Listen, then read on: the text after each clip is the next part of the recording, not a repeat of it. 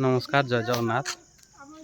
आज आमर किसी कदली चारा लगिला चारोटी भेराइटर चारा लगी गोटेला बौल सिंगिया चंपा